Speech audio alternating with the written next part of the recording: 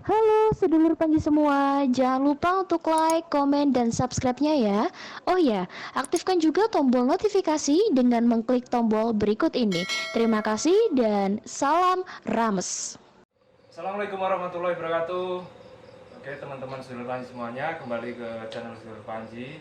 Dalam konten kali ini, di video kali ini kita kedatangan dua orang pemuda yang sangat ganteng. Nah, ini ada di sebelah saya, yang satu dari Korwil Jatim, jauh-jauh dari Kediri ke sini, dan ini dari Semarang sendiri. Mereka itu menuntut belajar di Panji, jadi istilahnya santri kalong. Nah, oke, ini perkenalan langsung ya. Sebelah saya, ini siapa mas? Perkenalkan, nama saya Ki Samber dari Semarang Selatan. Terus ini? Kang Nur dari Kediri.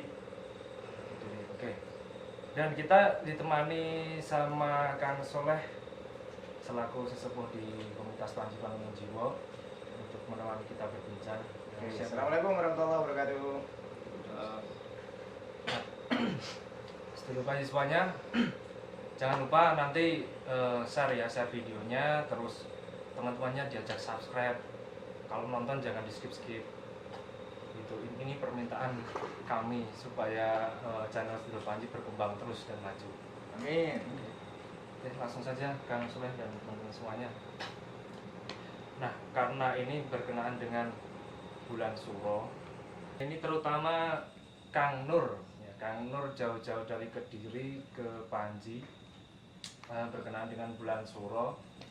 Ini motivasinya apa mas, atau tujuannya belajar di Panji itu belajar apa?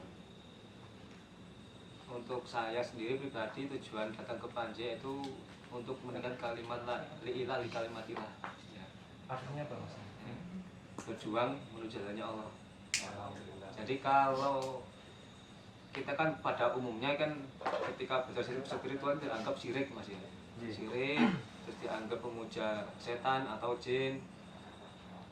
Justru dibalik itu, selama saya ada di pondok, pasti saya akan berusaha untuk meluruskan pengertian bahwa itu tuh salah. Jadi belajar spiritual itu bukan semena-mena untuk melakukan kesyirikan atau menyembah selain Tuhan, seperti itu. Oke. Berarti kesini itu belajar ilmu apa mas? Yang pertama, saya kan dari dulu kan memang suka dengan zikir ya, wirid-wirid suka. Iya. Akhirnya itu saya mendapat informasi kalau di Panji itu ada namanya Rotibul Hadad. Iya. Nah, akhirnya saya pribadi nekat ya, sebenarnya nekat berandalkan uang seberapa cukup untuk angkot sama untuk membeli bahan-bahan lah buat makan di sini. Akhirnya saya datang ke sini, ke base campnya Panji, minta beat kepada Kang Soleh. Seperti itu. Sangat merinding ya sedulur Panji semuanya. Jadi di Mas Kang Nur ini cerita tadi dibela-belain uangnya pas-pasan gitu ya. Kesini sendiri ya mas ya? Sendiri. Semoga ini ya berkah ya mas. Amin. Oke, selanjutnya kita tanya teman saya nih yang di sebelah, Kisamber. Unik sekali ya sedulur Panji semuanya, namanya Kisamber. Ini pertanyaannya, kenapa kok namanya Kisamber? Saya itu nama asli saya itu Bondan Aditya. Bondan Aditya. Ya. Tapi saya dikasih julukan sama guru saya Ki Samber. Kenapa dipanggil Ki Samber? Karena saya orangnya nekatan. Ya, nekat dalam arti bukan Negatif. bukan yang negatif begitu loh, yang positif. Gitu mas. Jadi asal usul kenapa dikasih nama Ki Samber. Iya. Jadi ini ya, tekadnya bulat banget ya. Iya. Terus di Panji belajar apa mas? Kalau di Panji sendiri saya kan awam, baru menyelesaikan tirakat Riyadho.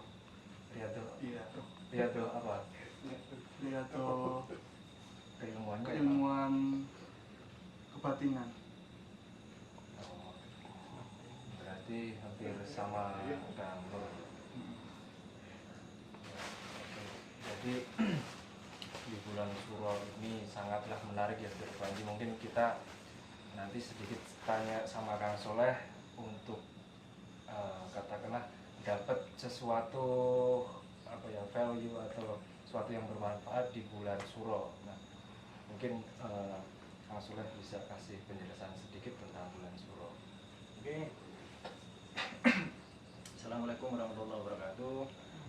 Kita di sini ngobrol santai ya, bisa ngerokok sambil ngopi. Inilah sekretariat Panji, mana kita sudah alhamdulillah sudah mencetuskan puluhan sampai ratusan praktisi spiritual yang bermanfaat untuk umat. Kali ini kita kedatangan tamu yang tadi sudah dijelaskan dengan Mas Roni, Kang Nur, dan Ki Samber. Nah, Ki Samber ini dari Semarang sendiri sebenarnya. Dia pertama kali datang ke sini dengan motivasi yang sangat luar biasa, menceritakan bagaimana dia tanpa pantang menyerah.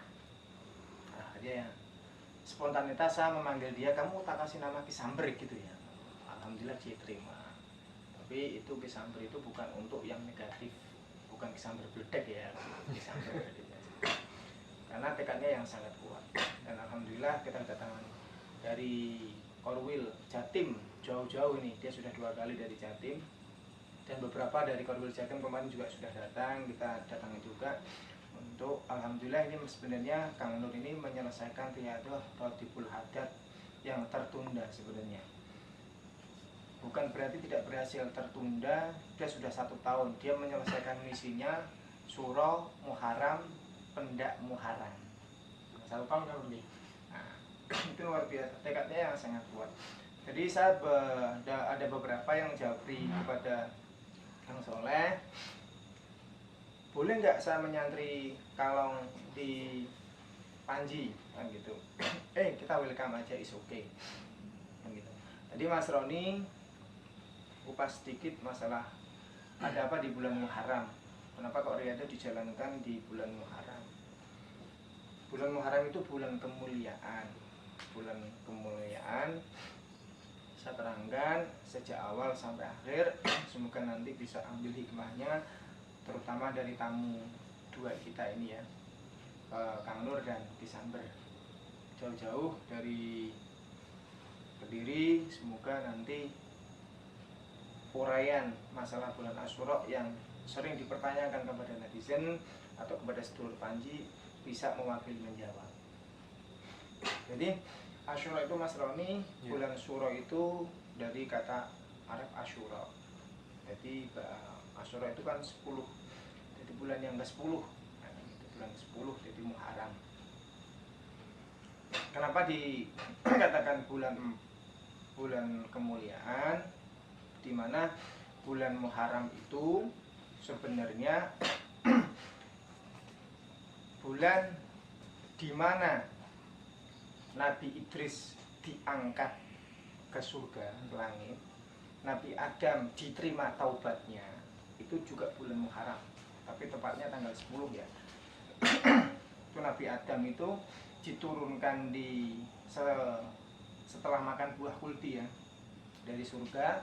Dia diturunkan di tobat, dia berdoa Rabbana dzalamna anfusana wa illam taghfir lana wa tarhamna lanakunanna minal khasirin, dan dia selalu minta tobat kepada Allah. Dia diterima tobatnya dan ketemu dengan Siti Hawa itu di bulan Muharram. Makanya itu dikatakan bulan yang penuh sangat mulia.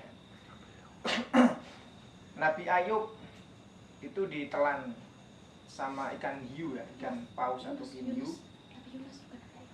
Itu dilepas atau dilepas dari perutnya ikan, itu juga bulan Muharram.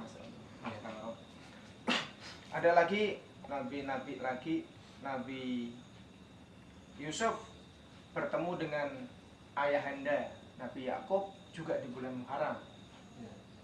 Terus Nabi Musa dikejar-kejar oleh Fir'aun, itu terselamat di Laut Merah juga di bulan Muharram.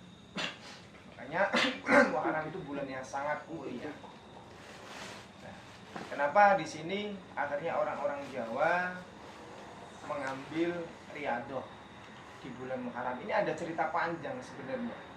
Satu sisi bulan mulia, yang kedua ada sesi keprihatinan. Ada keprihatinan yang bagaimana di sini kan? Kalau kita tengok ke belakang jauh di sana, sebenarnya bulan Muharram itu kalau orang Jawa itu bulan duka. Kok bisa bulan duka? Bulan yang penuh dengan kedukaan, rasa kehilangan yang sangat luar biasa. Di mana keturunan Rasulullah selain dari Zainal Abidin, Said Zainal Abidin itu kebantai oleh Zaid Muawiyah. Jadi di Bani Karbala, terutama di Said Husain. Said Husain itu di Karbala itu sampai dipenggal kepalanya, dipancungkan sampai diarak dari Karbala sampai ke kota Kufah. Nah, kota Kufah itu ibu kota dari Yazid Muawiyah. Jadi sampai di situ itu bukan dari Husain aja ya. Nah, saya bilang Husain bukan. Jadi perempuan itu juga diarak. Cuma yang tertinggal itu cuma Said Zainal Abidin. Itu yang masih tersisa. Makanya dikatakan bulan duka, bulan berkabut. Nah, bulan berkabut itu di bulan Muharram. Nah, akhirnya apa? Kenapa orang-orang Islam di tatanan Nusantara, terutama di Pulau Jawa, itu sangat menghormati keturunan atau pimpinannya semua kebantai atau meninggal dunia, cuma tinggal satu yaitu Said Zainal Abidin. Itu terjadi kalau nggak salah tahun 61 Masehi, bertepatan pada bulan Oktober 680 Hijriah. Nah, berarti di bulan Oktober. Untung ini tidak bulan Oktober. Itu di Said Husain meninggal, dan kejadian Karbala itu di tahun itu 680 Masehi, Hijriah 61 Masehi. Itu sampai diarak. Bayangkan begitu dukanya saat itu orang-orang Muslim. Sehingga orang-orang Muslim terutama di tanah Nusantara ini atau di Pulau Jawa merasa berkabung, sehingga dia menghormati dengan tirakat. Dengan tirakat yang sangat luar biasa. Akhirnya dia pusaka, akhirnya dia puasa riyadoh di bulan Muharram untuk penghormatan kepada Said Husain. Nah, kenapa nanti di Jawa ini ada bubur merah putih sebelum ada bendera merah putih, Mas? Ini asal usulnya di situ. Panjang nih ceritanya. Akhirnya orang Jawa ini membuat bubur merah itu untuk Sayyidina Hasan dan putih untuk Sayyidina Husain. Nah, terus kenapa orang-orang Jawa dulu itu tidak ada namanya batu, itu tidak ada namanya pusaka. Pusaka ya. Pada unggah pusaka kan gitu. Nah, itu sebagai bentuk perlawanan kepada Bani Karbala tadi, terjadi di Karbala untuk persiapan perang. Walaupun jauh, tapi kita sudah menghormati persiapan. Nah, gitu. Jadi kita dulu kan tidak ada tembak, tidak ada bom, adanya kan tosan aji. Kan? Adanya kalau di Jawa kan terkenal dengan pusakanya. Nah, akhirnya kita jamasnya di bulan Muharram itu sampai turun temurun. Seperti itu, Mas. Itu ringkas cerita. Nah, kalau ditanya lagi nanti kenapa di bulan Muharram itu identik dengan mistisnya, karena ya seperti itu, Mas. Mistisnya itu dulu itu dikait-kaitkan dengan Ratu Pantai Selatan. Kenapa itu? Nah, sebenarnya itu kalau kita tengok sejarah pada kerajaan Singosari, dan apa ya, Singosari dan Mataram ya. Iya. Mataram, satu lagi apa ya, Singosari, Singosari, Mataram dan Majapahit ya. Mataram dan Majapahit beda nggak? Beda ya. Jadi di kerajaan Singosari dan Mataram itu tidak mengenal adanya pantai selatan atau Nyi Roro Kidul, itu tidak mengenal. Bukannya ini kan apa yang tidak mengenal itu Majapahit ya? Bahkan Kenapa? dulu yang tidak mengenal itu Majapahit dan Singosari. Iya, iya. Jadi mulai era Mataram inilah, Mataram ini Islam. mulai era Mataram inilah mengenal dengan pantai selatan dan Nyi Roro Kidul. Jadi sangat jauh ya. Jadi pusaka itu kan lebih dulu dikenal daripada Nyi Roro Kidul. Iya. Ya kan? Lebih dulu.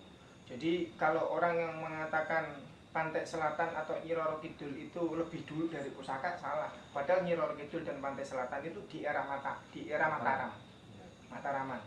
Tapi Singosari dan Majapahit itu tidak mengenal Nyi Roro Kidul. Sehingga ada santri namanya Abdullah, sehingga karena dia memakai sastra Gatoloco, akhirnya dipanggil Ngabdullah. Jadi orang Jawa itu kalau panggil Abdullah itu pakai ngab atau astagfirullahaladzim, ya bacanya ngastagfirullahaladzim.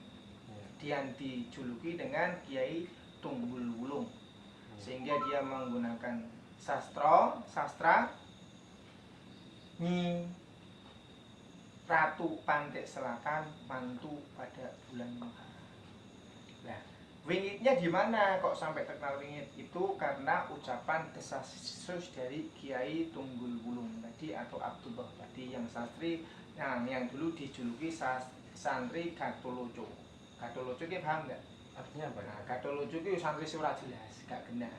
Gatoloco setengah-setengah. Dijuluki dengan Kiai. Nah, nggak mungkin kan gitu. Itu sudah akhirnya menjadi tradisi bahwa bulan Muharram kalau kita mengutuskan sesuatu menjadi wingit, akhirnya jadilah wingit. Nah, bulan Muharram di sini atau bulan Syuro, dikenal bulan Syuro atau Asyura, tidak adanya pesta, tidak adanya mantu atau tidak ada perayaan, bukan berarti masalah di bulan Syuro itu wingit, enggak kan gitu. Karena penghormatan tadi kepada Said Zainal, kepada Said Husain yang tiba. Jadi merah putih itu menyimpulkan tadi. Makanya kalau orang Jawa ada jenang kasan, ya kan, jenang kasan dan Husain seperti itu. Oke, itu dulu. Mungkin nanti ada pertanyaan yang lain. Oke. Kita lanjut nih. Ini saya kasih kesempatan untuk mungkin Kang Nur sama Ki Sangber, kalau ada pertanyaan sama Kang Soleh. Oke, boleh. Kita jarang-jarang live ya Mas ya. Atau tentang komunitas Panji, monggo. Saya mau bertanya tentang di bulan Syuro ini kan identik dengan menjamas pusaka. Ya. Nah, di situ keluarga saya kan bisa dikatakan kejawen. Kejawen itu pas bulan Muharram kayak bulan Syuro ini kan mereka menjamas pusaka. Tapi ada kayak tetangga gitu yang memandang sebelah mata kalau ini haram lah, syirik lah, kayak gini lah. Kalau menurut pandangan Kang Soleh sendiri gimana? Oke. Jadi tadi sudah saya jelaskan secara awal bahwa penjamasan kenapa di bulan Muharram, tadi di Muqaddimah atau di awal sudah saya jelaskan, sebenarnya untuk persiapan perang, ya kan? Karena Sayyid Husain itu dibunuh, ya kan, di bulan itu, akhirnya orang Muslim atau orang Islam di Jawa kan jauh itu penghormatan kepada Sayyid Husain, dia bergabung dengan tirakat dan puasa, sehingga mempersiapkan untuk, katakanlah bukan dendam ya, untuk perang itu, karena untuk itu kan pada terjadi perang. Nah, persiapkan perang dengan tosan ajinya, dengan pusakanya. Karena di Jawa zaman dulu itu tidak ada pistol, tidak ada tembak, tidak ada, itu adanya cuma pusaka satu. Terus tentang masalah pandangan orang, apakah pusaka itu menjamasnya sebagai syirik dan tidak, gitu. Tadi saya juga live dengan streaming dan sistem sudah aku jelaskan. Malah salah syirik itu susah. Syirik itu kan ada di hati ini, ada di dalam hati kalau kan gitu. Syirik kita tuh tidak mengetahui bahwa orang itu syirik dan tidak kan gitu, itu susah, Allah yang mengetahui kan gitu. Jadi kalau orang mengatakan pusaka itu syirik, lah syiriknya saya tanya lagi kan gimana? Oh, menjamas pusaka, satu menjamas pusaka, merumat pusaka, karena itu bentuk dari peninggalan dari nenek moyang, berarti dirawat. Kalau orang mempercayai bahwa pusaka di situ sebagai pengutusan Tuhan, pasti saya yakin tidak. Saya kasih contoh saya HP, kan saya punya HP harus dirawat. Ini sama-sama dari besi juga. Saya juga rawat di sini. Bukan berarti saya merawat ini menuhankan. Ini kan tidak. Ya kan? Setiap daerah pasti punya budaya masing-masing. Kita di sini punya budaya pusaka, punya budaya belangkon. Apakah orang yang pakai pusaka itu syirik, musyrik? Enggak, kan gitu. Jadi pandangan orang saya mengira bahwa terlalu cetek kalau orang menjamas atau merumah pusaka itu syirik, terlalu cetek. Katakanlah orang bahasa santri ngopini kurang aduh. Padahal ini ya malah melestarikan budaya. Iya. Muring-muring. Oke, selanjutnya nih Kang Nur mau tanya nggak? Jadi gini, kemarin kan waktu selama dua hari di basecamp ini ya, Iya. itu kan dari anggota Panji ada yang mengatakan saya selama bulan Suro itu nggak pernah sedih, malah kayak seperti tercharger energi itu. Nah, mungkin dari situ kan kayak kenapa memang dari bulan Suro itu apa ada sebuah energi yang keluar dari alam atau gimana gitu. Oke. Jadi langsung dijawab dengan suaminya. Oke. Apakah di bulan Suro itu ada energi yang sangat luar biasa di dalam bumi ini? Jadi satu, saya kembali ke peristiwa Karbala. Di waktu keturunan Rasulullah yang cuma tinggal Sayyidat Zainal Abidin itu masih, itu maaf, jadi setan-setan itu berpesta. Karena apa tidak ada? Ini kan gitu deh. Jadi kalau di kita peringatan prihatin, Nah, di mereka pesta. Pesta Gitu. kan gitu. Dia berpesta, sangat berpesta. Jadi ini pun sampai sekarang. Jadi maaf, setan-setan Itu kan gitu. tradisi. Nah, itu tetap dari tradisi. Tetap berpestanya mereka juga di bulan Muharram, di bulan Suro ini kan. Selain itu, penjamasan pusaka itu juga karena persiapan perang. Kan? Orang kalau mau persiapan perang itu, saya kasih contoh seperti ini Kang Nur.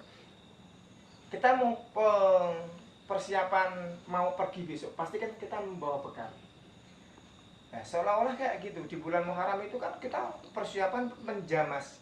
Jadi kan aslinya menjamas atau pusaka itu kan dulunya karena kita keprihatinan puasa, menjamas pusaka di bulan Muharram karena mau perang itu, ya kan? Berarti di sini kan orang tirakat itu kan pasti mengandung mendapatkan power energi yang sangat luar biasa orang tirakat kan gitu. Jadi apalagi di Jawa Dwipa di sini. Jawa Dwipa itu sangat terkenal sangat dengan mistisnya ya, sangat dengan mistis sekali. Di Jawa Dwipa orang satu kampung ini pasti merayakan satu tasyakuran ya kan. Tasyakuran di bulan awal tahun ya kan, di awal tahunnya karena tahun baru Hijriah juga. Untuk hatinya ada yang menyatakan bahwa hatinya senang dan tidak kan gitu. Hatinya senang itu menyambut tahun baru Islamnya. Tahun baru Islamnya. Di waktu tenaganya terkikis ternyata malah aku lemas kan gitu. Nah, ini ada saut pautnya dengan tadi kejadian Karbala. Kalau kita paham dengan sejarah atau kita pernah bisa flashback ke belakang atau baca sejarah, siapa yang tidak sedih sih? Seorang keturunan Rasulullah dibantai kepalanya, terus diarak, beberapa kilo, dan yang perempuan yang dari keturunan semua Rasulullah itu diarak, dimatikan semua. Siapa yang tidak sedih kan? Berarti kan orang sedih itu kan lemes. Nah, lemes itu ini akan mendarah daging.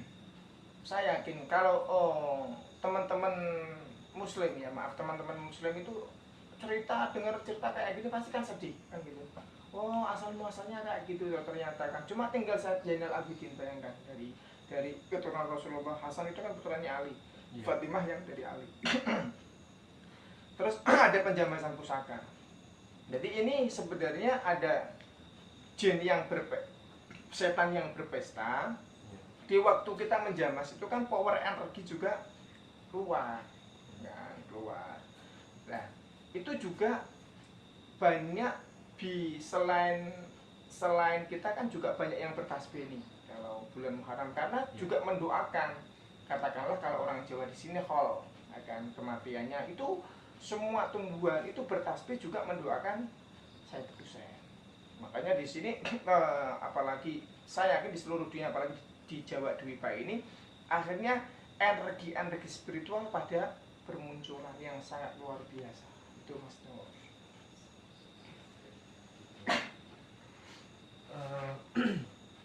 Oke, kita kembali lagi ini sama Mas Kang Nur. Kang Nur, kalau di Korwil Jatim waktu bulan Suro atau bulan Muharram, kegiatannya apa di sana, Mas? Kalau kegiatan di Jatim, kalau saya kan ibaratnya kan masih di pesantren ya Mas. Jadi ada kegiatan di Jatim atau di mana pun saya itu tidak pernah ikut. Tapi sekilas yang saya ketahui dari beberapa anggota Jatim itu kan ada orang yang belajar spiritual juga. Nah, jadi di bulan Muharram ini ada yang melakukan ziarah, ada yang ziarah wali, ada yang riyadhah, dan ada juga yang melakukan amalan wirid di makamnya para wali, seperti itu. Untuk ini teman-teman Panji yang di sana, Gimana? teman-teman Panji yang di Korwil Jatim di waktu bulan Suro, Ya, ada kegiatan apa gitu?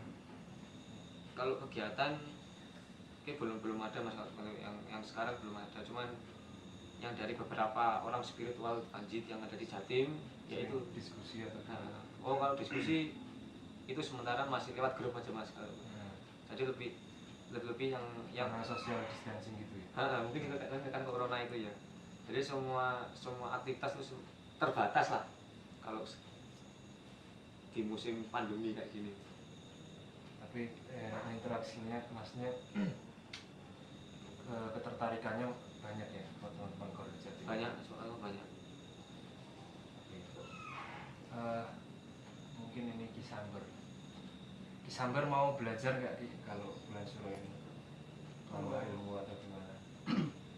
Kalau dari saya sendiri sih memang dari SMK gitu ya, memang sudah suka dengan dunia, ya bisa dibilang dunia spiritual gitulah. Memang dari keluarga saya sendiri, kakek paham, jadi ingin tertarik gitulah. Kalau mau belajar dari kakek sendiri kan mungkin udah sibuk kayak gitu, nggak mampu lah, ingin istirahat. Jadi saya ingin bergabung di Panji ini, ingin memperdalam ilmu, ya ingin belajar lah tentang spiritual, biar dalam hati itu nggak bertanya-tanya,